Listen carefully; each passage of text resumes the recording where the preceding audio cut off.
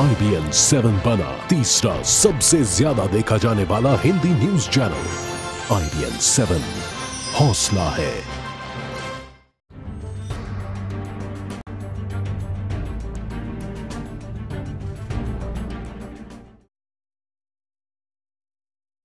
नमस्कार, IBN 7 पर आपका स्वागत है। आज हम खास बातचीत करने वाले हैं। खास बातचीत ऐसे शख्स से जो पिछले 10 दिनों से लगातार सुर्खियों में है। और अगर मैं 10 दिन बोल रहा हूं तो शायद ये बेमानी हो शख्स के साथ, क्योंकि जब से वो शख्स सत्तासीन हुआ है, मुख्यमंत्री बना है, तब से लगातार किन्हीं ना किन्हीं वजह से हमेशा खबरों में रहे हैं। जी हाँ, आप ठीक समझ रहे हैं, मैं बात कर रहा हूं बिहार के मुख्यमंत्री जीतन राम मांझी की। मांझी जी, स्वागत है आपका IBN 7 बहुत धन्यवाद आपको। मांझी जी, क्या 20 तारीख के बाद भी आप मुख्यमंत्री हैं? देखिए, जब विश्वास मत प्राप्त करने की बात है, वो हम जब असेंबली आहूत किया था बजट सेशन, उस समय भी कहा था कि विधायक दल की बैठक होती है, 20 तारीख को बैठक करेंगे, बैठक के बाद हम लोग सेशन भी करेंगे और सेशन के बाद और जो काम होगा होगा।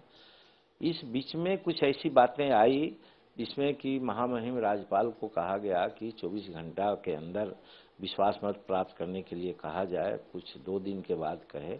तो महामहिम राज्यपाल जी ने जो कॉन्स्टिट्यूशनल स्थिति है उसको देखते हुए हमारी बात जो 20 तारीख को था उसी को रखा और उस दिन हम लोग विश्वास मत प्राप्त करें। अविश्वास किसी ने किया है, विश्वास मत प्राप्त करना है। हमको पूरी उम्मीद है, चूंकि हम बिहार के जनता के लिए काम किया है, पार्टी हित में तो काम किया ही है।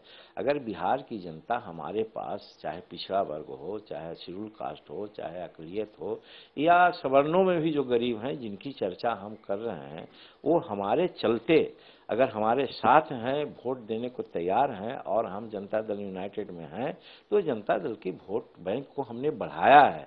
इसलिए हम कहना चाहते हैं कि वो हमको उन पर विश्वास है और साथ साथ राज्य के हित में बहुत सा काम पहले नहीं हो पाया था गरीबों के लिए, वो काम को हमने करने का प्रारंभ किया, फैसला लिया।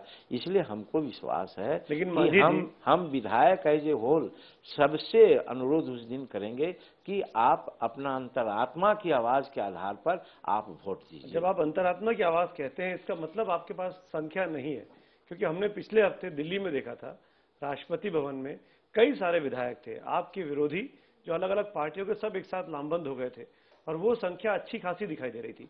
मैं ये दावा नहीं करूंगा कि वो कितनी थी, मैंने गिने नहीं, मैं नहीं जानता कितने MLC थे, कितने विधायक थे, कितने ऐसे ही नेता थे, पर आपने क्यों नहीं ऐसी परेड कराई? आप क्यों नहीं संख्या दिखाते हैं कि आपके पास भी 50, 60, 70 MLAs हैं? मेरा कहना है कि हम जो बात किया है और आपसे कहा भी पहले कि जब हम असेंबली आहूत किया ही है, असेंबली में सारी बातें तय होती है, तो राष्ट्रपति शासन के यहाँ राष्ट्रपति जी के यहाँ लाने का तो हम समझते हैं कि वो हॉर्स ट्रेडिंग था, कि वहाँ के लोगों को ला करके यहाँ बहुत बड़े बड़े होटल में ठहराना, खर्च करना, और उनका ये था कि इन लोगों को जिस तारीख तक विश्वास मत प्राप्त करने की बात होगी उसके पहले तक हम यहाँ रखेंगे पटना, दिल्ली में। हम धन्यवाद देते हैं विधायकों को अपने जमीर में बातें आई कि हमको इस तरह से यहाँ लाया गया है, और उनको डरा करके लाया गया था। डरा करके इसलिए लाया गया था कि जीतन मांझी मंत्रिमंडल में ये प्राप्त कर लिया है अथॉरिटी की असेंबली भंग कर सकता है, राष्ट्रपति शासन की अनुशंसा करा सकता है, इसलिए विधायक लोग, कुछ लोग डर गए थे। नीतीश कुमार हॉर्स ट्रेडिंग कर रहे हैं, एकदम किए। नीतीश कुमार सबको यहाँ बुलाए और सबको दहशत दिए, और यहाँ पर काफी पैसा खर्च हुआ। तो हाउस ट्रेडिंग नहीं था तो क्या था?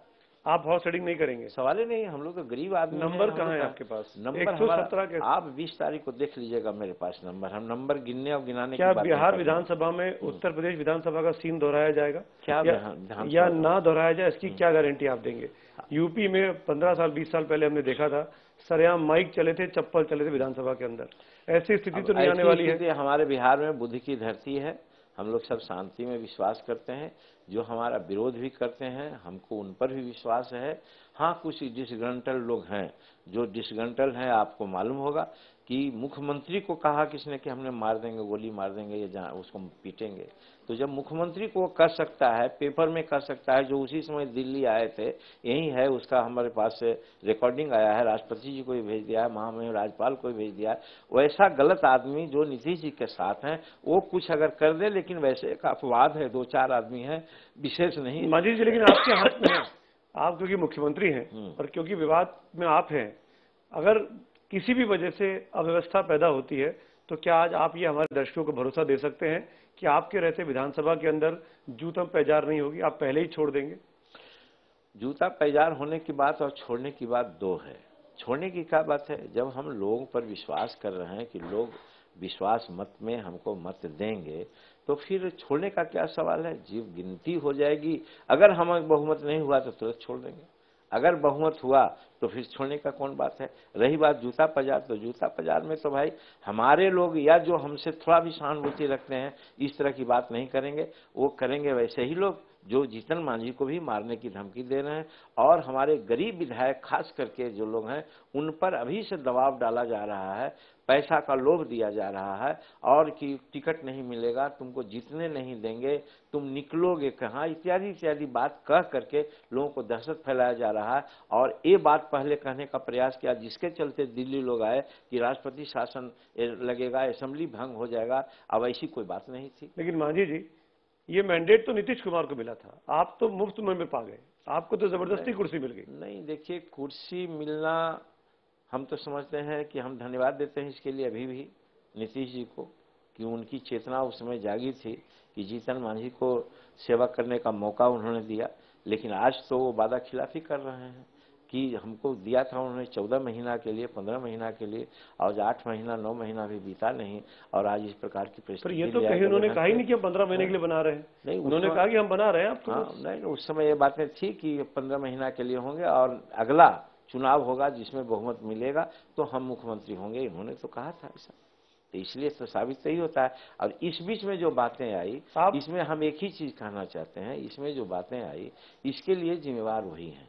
किस लिए जिम्मेवार हैं कि हम उन पर विश्वास किया था, उनको हम नहीं, अनेकों लोग पार्टी का सर्वोपरि नेता मानते थे। और हमने भी कहा था कि जिस दिन समझ में आवे कि पार्टी हित में हम काम नहीं कर रहे हैं तो आप हमको कहिएगा, उस दिन हम रिजाइन कर देंगे।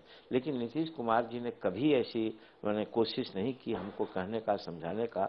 हाँ, 2 महीना 2.5 महीना तक के जो उन्होंने कहा, मंत्रिमंडल का गठन हुआ, उन्होंने जो नाम बताया उसी को हमने किया। हमारा कोई नहीं, हम नहीं कर सकते हैं कि जितने मंत्री लोग थे उस समय उसमें हमने किसी की अनुशंसा की थी, दस्तखत हमने जरूर किया था। वो चाहते थे शायद कि जीतन मांझी से उसी प्रकार का काम कराते रहें। लेकिन आप ही लोगों को धन्यवाद देते हैं कि 1 महीना 2 महीना बीतते बीतते आप लोगों ने इतना प्रचार किया कि जीतन मांझी रिमोट से चल रहा है, जीतन मांझी रबर स्टंप है। तो वहां पर मेरा स्वाभिमान जागा, हमको लगा कि हम मुख्यमंत्री थे। यही स्वाभिमान आपका। अब ये आपको नहीं कहता कि नंबर आपके पास नहीं है तो आपको छोड़ देना चाहिए? नहीं कहा, हम तो यही स्वाभिमान। हम कह रहे हैं कि मेरे पास बीजेपी के पास 86-87 विधायक है, अगर वो सपोर्ट कर भी देगा तो भी आपके बहुमत नहीं होता है। कहाँ क्या है, हमारा पूरा स्वाभिमान है। हम तो यही कहते हैं कि हमको सभी विधायकों का समर्थन प्राप्त है, और इसीलिए कह रहे हैं कि अंतरात्मा की आवाज से और गुप्त मतदान हो। हमको 112 दोनों चीजें जब आप कहते हैं ना, इसका मतलब आप हार मान गए। नहीं, आप जानते हैं नंबर नहीं, इसीलिए अंतरात्मा और गुप्त मतदान ब्रदर ये हार की निशानी है। इसीलिए हम कह रहे हैं कि हमारे लोग कमजोर होते हैं। आज जनरल वोटिंग में आप जाइए बूथ पर तो हमको वोट देना चाहते हैं, लेकिन वो 2 खड़ा हो जाता है लोग तो हमको वोट नहीं करते हैं। आज असेंबली में भी लगभग यही स्थिति है कि हमारे गरीब तबके के लोग जो हमको वोट देना चाहते हैं, वो जब वो लोग सामने आ जाएंगे तो वोट नहीं वो कर सकते। मांझी जी, आपने पिछले 9 महीने में सबसे बड़ा विकास का काम क्या किया है? पिछले 9 महीने में विकास का काम तो ये तो डाटा का चीज है। आप विकास का जितना इंडेक्स है, सबसे पहले है पैसा खर्च करने की बात है कि भाई इस महीना में जितना सबसे बड़ा काम आपका क्या रहा? एक काम बताइए। 9 महीने बताएंगे, एक काम ही नहीं, अनेकों काम है। बताइए ना। हाँ, लेकिन हम आपको मानदंड बतला रहे हैं कि पहले मानदंड होता पता था है मुझे, मैं कि, जानना चाह कि रहा हूँ पैसा बजट का नीतीश खर्च नहीं कुमार जब होता आए था। थे तो हाँ। बिहार में विकास दिखाई दे रहा था। इन 9 महीनों में सिर्फ कास्ट पॉलिटिक्स दिखाई दे रही है। आज भी आप महादलित को, पासवान को शामिल कर ले रहे हैं। आज आप सवर्णों में जो पिछड़े हैं उनको आप आरक्षण की बात कर रहे हैं। आप सिर्फ और सिर्फ जातिगत राजनीति को बढ़ावा दे रहे हैं। जातिगत नहीं, गरीबों की बात कर रहे हैं, इसको सुधार करके बोलिए। गरीबों की बात कर रहे हैं, और गरीबों की बात आज तक लोग करते थे लेकिन उसको करते नहीं थे। हम गरीबों की बात को अमली जमा बनाने का महादलित को तो प्रयास मुख्यमंत्री नीतीश कुमार ने बनाया। और महादलित को बनाया, आप ये कैसे कह सकते हैं गरीबों की बात आज आज बेइज्जत तो भी तो कर रहे हैं। मुख्यमंत्री जी क्यों नहीं बोले जीतन मांझी के बारे में, नीतीश कुमार जी की, जीतन मांझी जी आप गलत कर रहे हो। हम लास्ट तक 2 मीटिंग हुई हम लोगों की, उसमें उनसे हमने पूछा कि आप बताइए कि मैं क्या गलती कर रहा हूं, और अगर गलती साबित करिए तो आज मेरा इस्तीफा रहेगा। तो उस समय कुछ नहीं बोले और सिर्फ इस तरह की बात वो करते रहे। तो यही तो मैं तो कहता हूं, आज भी मैं कहता हूं, एक चैनल पर अभी बोला हूं कि आज भी अगर नीतीश कुमार जी बैठ जाएं और 2 न्यूट्रल आदमी बैठ जाएं, हम लोगों में बातें हो, अगर साबित हो जाए कि मैं गलत कर रहा हूं, किया हूं राज्य के लिए और पार्टी के लिए, तो आज भी हम इस्तीफा देने को तैयार हैं। आप पब्लिक डिबेट करने को तैयार? हाँ एकदम, पब्लिक नहीं, डिबेट। हाँ डिबेट। अंदर और उस दिन भी हमने कहा था, कभी वो डिबेट में नहीं आए। क्यों डरते हैं नीतीश कुमार आपसे? ये अब हम उनके महात्मा को जाने। अरे आपको उन्होंने मुख्यमंत्री बनाया, आप सालों से उनके साथ काम कर रहे हैं, उनकी कैबिनेट में मंत्री रहे। देखिए इसमें बहुत नीतीश कुमार ने आप पे भरोसा किया। देखिए अब नीतीश कुमार क्यों डरते हैं जीतन मांझी से? आपका जो प्रश्न है, ये प्रश्न से बहुत सारी बातें निकल सकती है। हमको नीतीश कुमार जी के प्रति अभी भी भावना है, अभी भी हम समझते हैं कि नीतीश कुमार जी सचमुच में नेता हैं, और यदि मैं कुछ कह दूं तो उनके आत्मा को आहत करे, ऐसी बात आज भी मैं नहीं करना चाहता हूं। मांझी साहब, मैं आपका बायोडाटा देख रहा हूँ, आपकी अपनी ऑफिशियल वेबसाइट में है ये। सिर्फ बीजेपी की पार्टी छूट गई आपकी। आप आरजेडी में रह लिए, आप जेडीयू में रह लिए, आप कांग्रेस में विधायक थे, और अब लगता है कि भारतीय जनता पार्टी की मदद से अगले 4 महीने चलना चाहते हैं। तो ये बीजेपी में जाने की इनडायरेक्टली वो कोशिश हो रही है? नहीं, मैं चाहता नहीं हूं, मैं जहां हूं वहीं हूं, और ये जरूर चाहता हूं कि विधायकों का समर्थन मुझे प्राप्त हो, और हमको विश्वास है कि इरिस्पेक्टिव ऑफ पार्टी पॉलिटिक्स विधायकों का सहयोग मुझे प्राप्त होगा। आपके लिए सत्ता इतनी जरूरी है कि अब जो पार्टी सत्ता में रहेगी उसके पास रहेंगे? नहीं, कोई जरूरी नहीं है, कोई जरूरी नहीं है। अब ये सब आगे की बात है, इसको कहने में बहुत समय लगेगा, उतना समय ना आपके पास है, नहीं, मैं सुनने को तैयार है। लेकिन मेरा कहना है कि जहां भी हम रहे, ईमानदारी से रहे और सेवा के भावना से रहे, और हमने काम किया है, इसलिए वो नहीं है। रही बात आगे की बात, सत्ताधारी पार्टी में हमेशा रहे आप सरकार में रहे हैं, विधायक के तौर पर, मंत्री के तौर पर। हाँ, रहे ही हैं। और अब जब आपको सत्ताधारी दल जो हटाना चाहता है, जेडीयू जिसका नाम है, आप उसके विरोधी के साथ मिल गए हैं बीजेपी की मदद से। एक गलत आप लोगों का कहना है, हम किसी से मिल करके कोई बात नहीं कर रहे हैं। हमको सत्ता दल, और सत्ता दल में हम हैं, सत्ता दल के विधायकों का मेजोरिटी मुझे प्राप्त है। और सिर्फ दिल्ली ले आने का तो हम तो पहले ही कहा कि दिल्ली तो उन्होंने एक तरह से हॉर्स ट्रेडिंग और लोगों को डरा धमका करके लाया था कि राष्ट्रपति शासन लागू हो जाना है, असेंबली भंग हो जाना है, जिसको लोग नहीं चाहते थे। अब साबित हो गया उनकी बातें दोनों झूठा हो गई। अभी तक जिसके भरोसे आप ये पूरी राजनीति कर रहे हैं, जो समझ में आ रहा है, जो आरोप आप पे लग रहा है, उस बीजेपी ने एक भी वाक्य ऐसा नहीं कहा है कि असेंबली में आपको सपोर्ट करेंगे। किसी भी नेता ने, ना बिहार के नेता ने, ना दिल्ली के। दोनों बात तो आप ही बोल रहे हैं, इसीलिए मैं पूछ रहा हूँ, नंबर कहाँ है आपके पास? नहीं, इसीलिए तो आप एक तरफ बोल रहे हैं कि आप भाजपा के सहयोग लेने जा रहे हैं, एक तरफ कह रहे हैं कि आप भाजपा में जा रहे हैं। उसका अगला सवाल ये है, तरफ ये भी बात बोल रहे हैं। बिल्कुल अगला सवाल हम कहना चाहते थे, जब आपके पास नंबर नहीं है, जब बीजेपी का समर्थन नहीं है, जेडीयू का नहीं है, तो आप क्यों मुख्यमंत्री हैं? आपको मालूम होगा कि इंदिरा गांधी जी जो प्राइम मिनिस्टर थी और राष्ट्रपति जी का चुनाव हो रहा था, जिसमें बीवी गिरी राष्ट्रपति बने थे, उस समय यही परिस्थिति आई थी। नहीं चाहती थी कि इंदिरा गांधी वो रेड्डी साहब बने, संजीवा रेड्डी साहब, लेकिन जब हो गया पार्टी की तरफ से डिसीजन वही, तो उन्होंने कहा कि आत्मा, अंतरात्मा की आवाज है।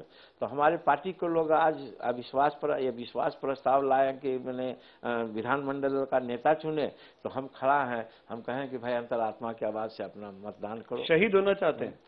अब शहादत का क्या परिभाषा है, हम बहुत कुछ नहीं जानते। आपको लगता है इससे आपकी राजनीति में फर्क पड़ेगा? अब जब आप रिटायरमेंट की तरफ बढ़ चुके हैं, पब्लिक लाइफ से आप कह भी चुके हैं कि एक आध चुनाव और लड़ेंगे। हाँ, बात सही है। तो अब इस वक्त पे इतना बड़ा रूप धरने की क्या जरूरत है? इसीलिए कि वो जनहित में था, गरीबों के लिए आज तक सदा सबों ने कहा, राम नाम कलयुग में होता है, राम नाम लेकर के पार कर दे, 1000 चोरी करो लेकिन राम नाम करते जाओ। यही हो रहा था, गरीब का नाम लेते जाओ, दलित का नाम लेते जाओ, महादलित का नाम लेते जाओ, हर कुकर्म को करो। लेकिन जीतन मांझी उसको रोका है कि गरीब का नाम नहीं लो, गरीब का काम करो। और जब आप पूछा था तो प्रश्न से आप हट गए कि क्या गरीबों के लिए क्या है। हम तो कहा कि गरीब के लिए 3 डिसमिल जमीन की बात कही जाती थी और 20,000 रुपया दिया जाता था। जब 20,000 में 3 डिसमिल नहीं, आधा डिसमिल भी जमीन नहीं मिलती थी, तो इन प्रैक्टिस वो न के बराबर था। जीतन मांझी आते आते उसको 5 डिसमिल किया और 5 डिसमिल के साथ जो बाजार रेट है उसके आधार खरीद करके। कितने बड़े उद्योगपति आए बिहार में? अब उद्योगपति की बात, कितने बड़े उद्योग लगे, 8,000 कितना रोजगार पैदा किया गया? 8,000 करोड़ रुपया का वहाँ इन्वेस्टमेंट हुआ है, काम हो रहा है। और लगभग हम समझते हैं सब आपके वक्त में हुआ 8,000 करोड़ रुपए? नहीं, शुरू से ही हुआ। मैं आपके वक्त की बात कर रहा हूँ। हम भी प्रयास कर रहे हैं, लोग आ रहे हैं, यहाँ पर भी कई 1,000 का MOU हुआ है और लोग भी आ रहे हैं, इसमें कोई दो मत नहीं। लेकिन हमारा फोकस यही है, दोनों दृष्टिकोण से, पर्यावरण को दृष्टिकोण से, गरीबों के हित के दृष्टिकोण से। बड़े बड़े उद्योग अगर आते हैं तो वेलकम है, न भी आते हैं तो हमको मध्यम उद्योग, कृषि को उद्योग को रूप में देख करके आगे बढ़ाना और ये सब काम करके गरीबों को नियोजन मिले, इसकी चिंता हमको ज्यादा है। लेकिन मांझी जी, आप तो सरेआम करप्शन को बढ़ावा देने की बात करते हैं कि होर्डिंग्स करो, पैसा बना के रखो, पैसा लूट लो। ये प्रश्न में मिसअंडरस्टैंडिंग है। धन्यवाद है कि आपने पूछा। हम समझते हैं कि आपके इस चैनल से लोगों में हमारी भावना जाएगी।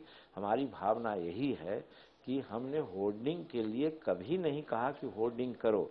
ये जरूर कहा कि अगर अपनी बेटी के शादी के लिए, अपना बेटा बीमार है, कोई डेंजरस रोग से त्रस्त है, और अगर तुम व्यापार कर रहे हो, उसमें अगर 10 रुपया कहीं तुम गलत कमाई कर दिए हो और वो मामला, वो विषय हमारे पास यदि विचारण के लिए आवेगा तो हम तुमको माफ कर देंगे। क्यों? इसीलिए कि वो एक ऐसा मकसद। आप कैसे तय करेंगे? आप कोर्ट है? नहीं, कोर्ट नहीं, विचार तो कानून तय करेगा ना। मेरा कानून तो देखिए, यही अब कानून की व्याख्या करते हैं तो यहाँ एक बहुत बड़ी बात कर रहे हैं हम। अब इस चीज हम कहे हैं, इसके चलते भी लोग कंट्राडिक्शन में मुझे लाया है कि एक बार राजेंद्र बाबू कोई गए थे, कोर्ट में अपीयर हुए थे, वो एक्स प्रेसिडेंट, और जब अपनी बात कह करके उन्होंने आया, उन्होंने कहा कि सर इसमें न्याय कीजिएगा, और लौटे तो आप सब कुछ समझे कि उन्होंने गलत नहीं कहा। लेकिन न्यायाधीश तुरंत कहा कि माफ कीजिएगा, मैं न्याय करने के लिए यहाँ नहीं बैठा हूँ, मैं फैसला देने के लिए बैठा हूँ। न्याय that is supported by discretion और फैसला सपोर्टेड बाय विटनेस। तो आज के जमाना में विटनेस बहुत कम मिलता है, मर्डर करने वाला भी बच जाता है और जो मर्डर नहीं करता वो भी फंस जाता है। तो हमारा यही कहना था वहां पर कि ऐसे लोग जिनके बारे में ये भावना है, जिसको हम समझते हैं कि हाँ एक कोई दारू पीने के लिए, कोई और गलत काम करने के लिए, न चोरी करके बेटा का इलाज कराने के लिए इसने ऐसा किया है, तो वैसे में छोटे लोगों को माफ करना चाहिए, पकड़ना चाहिए बड़े बड़े मस्केटियर्स को जो अरबों का, करोड़ों का करते हैं। आपने कितने पकड़े? अभियान चल रहा है, पकड़ाए हैं कुछ लोग, पकड़ाए हैं। नाम बताइए ना, दर्शक जानना चाहते हैं। नाम रेडली हमको पता नहीं है, लेकिन आप सिर्फ पॉपुलर पॉलिटिक्स कर रहे हैं मांझी जी, ये सबसे गंभीर इल्जाम है। आप पॉपुलर और कास्ट पॉलिटिक्स को बिहार जो निकल रहा था बाहर, उसमें वापस आपने डाल दिया है। ये गरीबों का जब ना बात आती है लोग तो यही कहते हैं, नहीं गरीबों का रोटी दीजिए, किसने मना किया? हो तो रहा है, रोजगार के अवसर पैदा करिए। आप एक चीज नहीं गिना पा रहे। आखिर कैसे नहीं गिनाया? आप सब चीज मुफ्त में देने की बातें कर रहे हैं, आप उनको आरक्षण देने की बातें कर रहे हैं। आरक्षण दिया, हम कह रहे हैं कि हम बिजली किसानों को 5 एकड़ से नीचे वालों को हम बिजली फ्री देंगे, तो ये क्या हुआ? ये तो मैं कह रहा हूँ, आज बिजली की चोरी होती है। कारखाने लगवाइए ना, सुनिए ना, आज बिजली की चोरी होती है। आप बिजली का उत्पादन करवाइए, बिजली के कारखाने लगवाइए। आपके पास इंडस्ट्री लग नहीं रही है, आपका स्टेट लगातार नीचे जा रहा है। 27 मेगावाट बिजली हमारे यहाँ आज हम लोग दे रहे हैं, और विगत 2, 3, 4 महीनों में हम लोग उसको 3400-3500 मेगावाट बिजली देने जाएंगे, जो सारी व्यवस्था हो रही है, तो हो ही रही है। तो अगर इतना सा आपने काम किया है, इतना आपके पास संसाधन है, आप राज्य के मुख्यमंत्री हैं, पूरे राज्य पे आपका शासन है, तो विधायक क्यों नहीं आपके साथ? आपकी ये बात जनता विधायक क्यों नहीं समझते? शासन की बात मैं नहीं कहता हूँ, शासक मैं नहीं हूँ, मैं सेवक हूँ। चलिए, आप सेवक हैं, राज्य के प्रधान सेवक है, मुख्य सेवक है, फिर संख्या क्यों नहीं है आपके पास? संख्या न है, जनता विधायक क्यों नहीं आपके साथ खड़ी होती है? मैं कहता हूं कि जनता, आज मुख्यमंत्री दिल्ली में है, हम कहते हैं आपका चैनल है, आप जरा सर्वे करा लीजिए बिहार में जाकर के। अगर 80% हम सर्वे कराते हैं तो हम लोगों को आप लोग क्रिटिसाइज करते हैं कि सर्वे सही नहीं करते हो। नहीं, सर्वे कौन करता है? अगर कोई कहता है आप ही कराइए सर्वे, और आप बताइए कि आपके कितने विधायक कि 90% जनता आज बिहार का सब जात के लोग हमारे साथ है, सब जात। आपके यहाँ गया मतलब दिल्ली में बहुत से छोटे छोटे कर्मचारी यानी कि ड्राइवर है, ये सब है, काम करता है। उससे भी जरा बिहार के बारे में पूछ लीजिए, उसको बिहार के बारे में पता है, वो क्या कहता है आप बिहार में क्या हो रहा है। आप क्योंकि जातिगत राजनीति की बात कर रहे हैं, तो क्या कोई जातिगत राजनीति की बात नहीं, मैं वर्ग की राजनीति कर रहा हूँ। आप जो वर्ग की राजनीति कर रहे हैं, उस वर्ग में आपने मुसलमानों के लिए क्या किया? किया है मुसलमान के लिए देखिए उनका ये यादवों के लिए क्या किया आपने? बता, यादव क्यों वोट देगा आपको? क्या कहीं नहीं देगा? वो गरीब नहीं है का? आप तो महादलित की बात करते हैं सीधा, आप तो पासवान की बात कर रहे हैं, महादलित की बात कर रहे हैं। यही तो है, हमने तो कहा है कि मुसलमानों में, सवर्णों में, पिछड़ों में जो सबसे गरीब लोग हैं, जो बीपीएल रेखा में गुजारा कर रहे हैं, उनके लिए सारा योजना हमारी फ्लो करेगी। सारी मुफ्त में चीजें? हाँ, मुफ्त नहीं, हिसाब से जो चलेगा। आरक्षण दे के मुफ्त में, ताकि आप दोबारा मुख्यमंत्री बने जाएं। देखिए, दोबारा मुख्यमंत्री बनने का मेरा कोई अभिलाषा नहीं है। अगर जनता का काम हो गया अब तो इसी में बड़ी खुशी होगी कि हाँ साहब, और आज खुशी है, जनता समझ रही है कि जिन बातों को हमने समझाने का प्रयास किया बिहार की जनता समझ गई है। अगर आप दोबारा मुख्यमंत्री नहीं बनना चाहते तो ये लड़ाई क्यों लड़ रहे हैं आप? इसलिए कोई मान सम्मान के साथ अगर कोई बात होती, जिसकी चर्चा पहले किया, और वो आज भी कह रहे हैं कि नीतीश कुमार जी बैठे, हम ही को बुलावें, हम उनको सीनियर मानते हैं। आप तो गए थे मिलने उस दिन? हाँ, उस दिन भी ये कहा था कि अगर आप कह दें कि मैं गलत कर रहा हूं, हम इस्तीफा देने को तैयार हैं। अगर वो नहीं भी कहते हैं, पर वो सिर्फ इतना कहते हैं, मांझी जी छोड़ दीजिए, तो आप उनकी बात नहीं सुनेंगे? क्यों छोड़ेंगे? सवाल यही लिए तर्क से न कहिएगा, हम आपको कहें। आपको जब बनाया था तो आपने नहीं पूछा था कि क्यों बना रहे हैं? हम पूछा था। तब क्या कहा था उन्होंने? हमने पूछा था नीतीश जी ने क्यों बनाया था? हमको तो कोई पता नहीं, हम कहा ये ऐसा क्यों कर दिया भाई? अरे देखिए ना, हम हैं सोच। तो वो आपने बड़ी आसानी से मान ली तुरंत बात, जब आपको बनाया गया। जब छोड़ने की बात कही जा रही तो आप नहीं मान रहे। आज छोड़ें कहें तब ना, कह तो रहे। कहाँ नेता चुन लिया अपने आपको उन्होंने, विधायक दल ने। नेता चुनाना, बैठक कराना अलग बात, वो हमको मुखात कहे ना। आपको बुला के बोला कमरे में? उस दिन भी बात हुई थी, जब मीटिंग में जाने की बात थी, सिर्फ उन्होंने कहा कि मीटिंग में चलिए। हम कहा कि नहीं, हमको आप बताइए कि हमको क्या करना चाहिए, तो उन्होंने कुछ नहीं कहा। नीतीश जी अगर आप सुन रहे तो कह दीजिए, मांझी जी छोड़ देंगे अपनी कुर्सी। ये नीतीश जी आपके लिए संदेश दे रहे हैं मांझी जी IBN 7 पर, कि अगर आप साफ साफ बोलेंगे कुर्सी छोड़ो, तो मांझी जी छोड़ देंगे। तर्क के साथ, तर्क दें कि क्यों छोड़ने की बात करते। पर आपने जब बैठे थे तो क्यों नहीं आपने कहा था? चलिए, वो तो अलग बात है, वो तो अलग बात है। इनिशियल स्टेज में उनको उम्मीद होगा सारी बात। नीतीश जी ने उस वक्त छोड़ा क्यों था? आपको क्या लगता है नीतीश जी ने उस वक्त इस्तीफा क्यों दिया? अब वो कह रहे हैं कि मेरे जीवन की बहुत बड़ी गलती थी वो। हम भी मानते हैं कि उन्होंने गलती की। अच्छा। और गलती की इस्तीफा दे करके हम लोग सबको समझाने का प्रयास किया था कि ये गलत होगा, आप ऐसा मत कीजिए। लेकिन जब हमको उन्होंने बनाया और हमारे बारे में उन्होंने कहा कि जीतन मांझी को चयनित करके हमने गलती की, तब हमने कहा कि नहीं, गलती नहीं की, वो महागलती की है। महागलती इसलिए किए हैं कि शायद जीतन मांझी को समझ गए होंगे, जैसा 2 महीना में चला कि जितना मंत्री बनाए, जो लिस्ट दिए जीतन मांझी दस्तखत कर दिया। ट्रांसफर पोस्टिंग का मामला आया, हम जो लिस्ट दिए जीतन मांझी दस्तखत कर दिया। ये अगर हम आज तक करते रहते तो हमको आगे सोचने की कोई जरूरत नहीं थी। शायद ऐसा वो सोचते थे, लेकिन 2 महीना करने के बाद हमारे भी दिमाग में कुछ बातें आई, और वो आप लोगों के माध्यम से फिर दूर आता हूँ कि जो कहने लगे रबर स्टंप है तो रिमोट से चलते हैं, स्वाभिमान जागा। हाँ, तो स्वाभिमान जागा। तो फिर हम अपना काम करने लगे तो उनको बुरा लगा। लेकिन मांझी जी, नीतीश जी ने जब ये कुर्सी छोड़ी थी तो कहा था कि बिहार की जनता ने उनको मैंडेट नहीं दिया और वो जिम्मेदारी अपने ऊपर लेते हैं जेडीयू की हार की। आप भी शायद लोकसभा लड़े थे, अगर मैं गलत ना हूं, आप भी चुनाव हारे थे, और मैं जिम्मेदारी लेते हुए कुर्सी छोड़ देता हूं। आप भी चुनाव हारे थे, आप भी कह सकते थे कि मैं मुख्यमंत्री नहीं बनूंगा, पर आप तो नहीं माने ऐसा। नहीं, उस समय ये परिस्थिति ऐसी थी कि हम क्यों मानते हैं, हम लोग जान रहे थे कि चुनाव किस परिस्थिति में हम लोग हारे हैं। उसका विश्लेषण चुनाव का हम यहाँ नहीं करना चाहते। चलिए ठीक। लेकिन जो परिस्थिति थी वो नीतीश जी ने त्याग किया था उस टाइम पे, वो त्याग की राजनीति थी। मैं नहीं समझता हूँ कि वो त्याग की राजनीति। क्यों किया उन्होंने? वो पता नहीं क्या दिमाग में उनको आया, हम इसको नहीं कर सकते। त्याग उस समय किया जब हमको उन्होंने बनाया था। वो कहते हैं उनके विरोधी की नरेंद्र मोदी को प्रधानमंत्री बनने से बहुत आहत हुए थे उनके। अब वो तो उनकी अपनी निजी भावना, आप जानते हैं इसलिए पूछा कि उन्होंने इस्तीफा दिया ना, हम लोग आज तक नहीं समझ पाए कि अगर इस्तीफा दिया उस टाइम पे तब दोबारा लौटना क्यों चाहते हैं। अब ये तो उन्हीं से पूछिए, क्या ऐसा क्या बदल गया इन 9 महीनों में, आपको क्या लगता है क्यों आना चाहते हैं। हमको लगता है कि वे नहीं चाहते हैं, लेकिन उनके अगल बगल जो लोग कुछ गंदे तबके के लोग हैं, नाम लीजिए ना, नाम नहीं लेंगे हम, बताइए ना, इशारा वो लोग गलत कमाई कर रहे थे और गलत ढंग से राज को इधर उधर ले जाना चाहते थे, उनके दिशा को हमने रोकने का प्रयास किया। तो उन लोगों ने माननीय नीतीश कुमार जी पर अपना एक प्रेशर दबाया और प्रेशर में माननीय नीतीश जी ने ऐसा कुछ किया है। किसके? उन्हीं लोगों के प्रेशर में? उन्हीं लोगों के प्रेशर में। तो नीतीश जी प्रेशर में भी आ जाते हैं, नीतीश जी हॉर्स ट्रेडिंग भी करते हैं और नीतीश जी मांझी जी को सीएम भी बना देते हैं।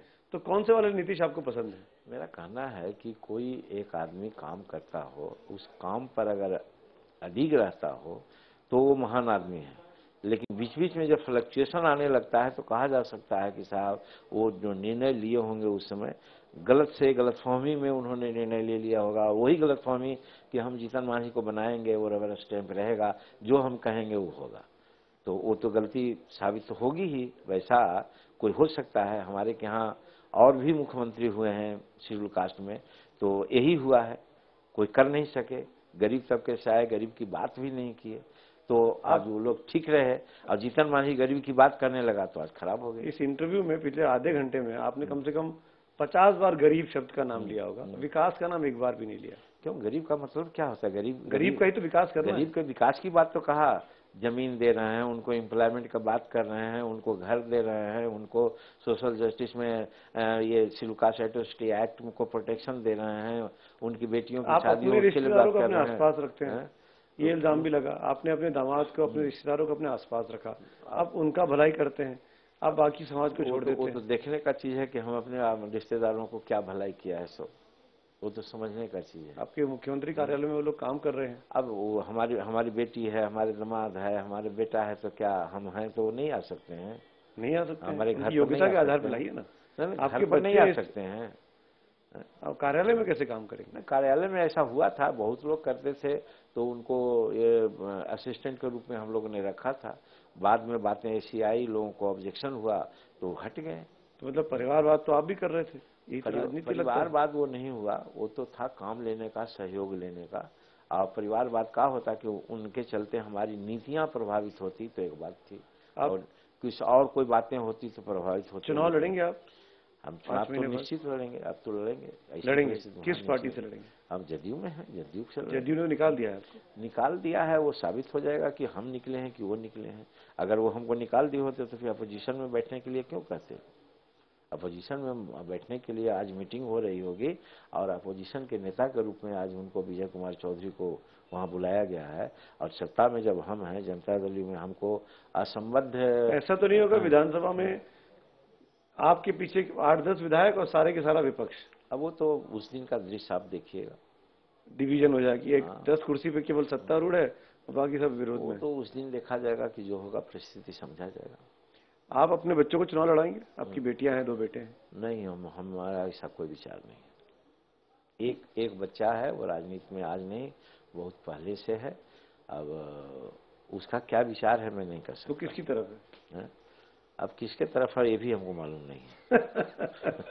आपके साथी तो होगा, आपके साथी, आपकी पार्टी, आप जहां भी चुनाव लड़ेंगे वो भी वहीं लड़ेंगे, वही आपके साथ रहेंगे। अब वो उसका विचार है, वो एडल्ट है, 42-44 वर्ष का उम्र है, MA है, PhD है, नेट किए हुए है, उसका अपना एक अनुभव है, तो उसको मैं क्यों डायरेक्ट करूंगा। लेकिन मानी जी, मैं इस बात के लिए आपकी तारीफ करूंगा, और अमूमन पत्रकार मुंह पे तारीफ नहीं करते हैं, कि आपने 8-9 महीने में जितनी सुर्खियां बटोरी उतनी लालू 15 साल में नहीं कर पाए और नीतीश कुमार 8-9 साल में नहीं कर पाए। आपने 8-9 महीने में सुर्खियों में बंधे रहने की फॉर्मूला आपको आता है। शायद ये आप तारीफ नहीं कर रहे हैं, आप हमारी भर्त्सना कर रहे हैं। नहीं, मैं तारीफ कर रहा हूँ, आपके सामने कर रहा हूँ। आप लगातार खबरों में रहे। मैं बहुत ईमानदारी से कह रहा हूँ कि आप काम करें या ना करें, लेकिन आप खबरों में रहे, अपने बयानों की वजह से, अपने स्टेट्समैन की वजह से। और ऐसा लगा कि ये एक ऐसा व्यक्ति मिल गया है बिहार की राजनीति को जो लालू यादव जैसे नेताओं को या नीतीश कुमार जैसे नेताओं को या शरद यादव जैसे नेताओं को भी पटक नहीं दे सकता है? वो पटक नहीं दे सकता है, न दे सकता है। यहाँ पर एक मैं दार्शनिक अंदाज में बात करना चाहता हूँ। एक होता है अभिमान, एक होता है स्वाभिमान। तो स्वाभिमान जिस जन में जागता है वो ऊंचा हो जाता है, अपना सारा बाधाएं तोड़ देता है। और जो बहुत बड़ा आदमी है और उसमें स्वाभिमान नहीं है, स्वाभिमानी नहीं है, वो डाउन होता है। तो हमारा गरीब तबके के लोग में स्वाभिमान की कमी रही है। उसी स्वाभिमान को हम जगाने का प्रयास किया है और ये स्वाभिमान जब जग गया है तो सबका बदला ले लेगा, उसका विकास आगे हो जाएगा। चलिए, हमसे बात करने के लिए मांझी जी आपका बहुत बहुत शुक्रिया और हमारी सबसे शुभकामनाएं हैं और हमारी तरफ से इच्छा है कि 20 तारीख को जो भी हो विधानसभा में कम से कम जूतम पैजार ना हो, जूते ना चले। बहुत सर नीचा होता है, लोकतंत्र का नुकसान होता है, बहुत बदनामी होती है। तो मैं ये रिक्वेस्ट करता हूं हम सब दर्शकों की तरफ से कि आप वहां के नेता हैं, उस सदन के नेता आप हैं, आपके हाथ में की इज्जत बनी रहे। आप भरोसा दे दीजिए बस। चलिए, बहुत बहुत धन्यवाद आपको। इतने भरोसा जरूर हम देते हैं। और पहले भी हमने कहा है, हम लोग महात्मा गांधी और महात्मा बुद्ध के सिद्धांतों से प्रेरित होकर के चलते हैं। किसी भी परिस्थिति में हम मार खा सकते हैं लेकिन हम प्रतिकार नहीं करेंगे और हम असेंबली की गरिमा को और ये जनतंत्र की गरिमा को बनाए रखने का हर क्या अंतिम प्रयास करेंगे। चलिए, शुक्रिया, हमारी शुभकामनाएं। Thank you so much. तो ये थे जीतन राम मांझी, बिहार के मुख्यमंत्री। आज दिल्ली में है, कुछ मुलाकातें हैं, राष्ट्रपति के साथ भी मुलाकात करने जाना है। क्या कुछ होगा दिन भर दिल्ली में, उस पर हमारी रिपोर्टर्स नजर रखेंगे। लेकिन मैं आपको बता दूं कि बिहार पे सबकी निगाहें रहेंगी अगले 5 दिनों तक, क्योंकि बिहार में अब तय होना है कि मांझी साहब मुख्यमंत्री कंटिन्यू रह पाएंगे या कोई नया राजनीतिक संकट वहां पर खड़ा हो रहा है। IBN 7 में इस खास बातचीत में आज फिलहाल इतना ही।